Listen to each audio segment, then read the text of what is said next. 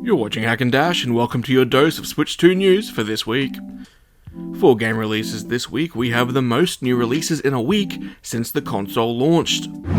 On July 23rd, WWE 2K25 released to a mostly positive reception, with the PS5 version nabbing an 80 score on Metacritic. It's worth noting that like most multi-platform games that are coming to the Switch 2 in the first few months of its life, there aren't really any major outlets reviewing the Switch 2 version.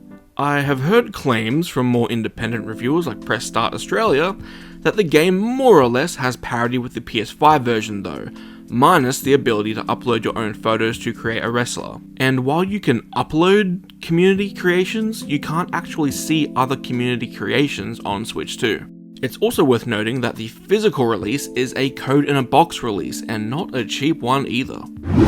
On July 24th, Super Mario Party Jamboree Nintendo Switch 2 Edition plus Jamboree TV came out. Try saying that one 3 times fast. Only really one review from a major outlet at the time of recording, and it's from IGN. They gave it a 7 out of 10. It's worth noting that Jamboree and Jamboree TV are separated into different menus at the main title, and you have to pick which one to play. Base Jamboree gets no improvements and still runs at 720p in handheld mode and 1080p docked. This one's a first-party title, so the physical release is on a full cartridge, but is also available digitally. Wild Hearts S releases on July 25th. This is the Switch 2 port of the game Wild Hearts that released back in early 2023. Reviews for Wild Hearts generally referred to it as a Monster Hunter inspired game that was a good game, but plagued by performance issues that were never quite ironed out. Nintendo Life gave this one a 7 out of 10, citing replayability as a pro, and fuzzy resolution and flat textures as cons.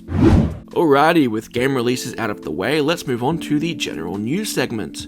First up on the docket, the Switch 2 has broken the PlayStation 2's first month sales record in Japan.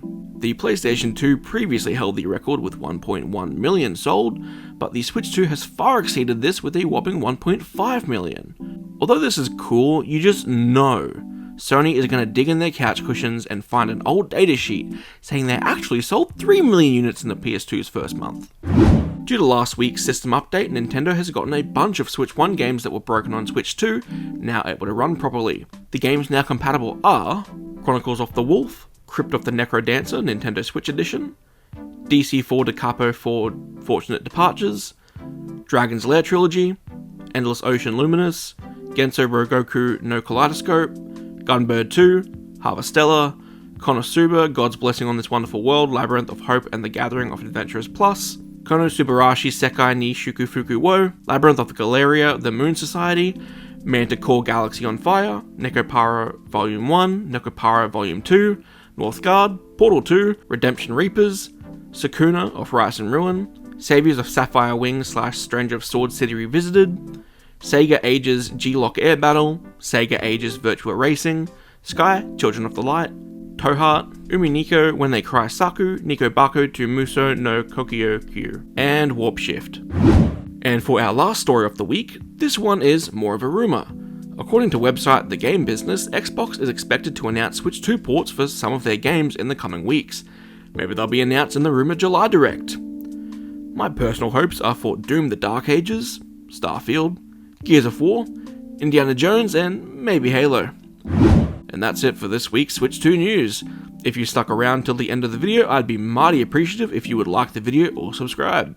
For a small channel, things like that really make a difference. Have a great week ahead.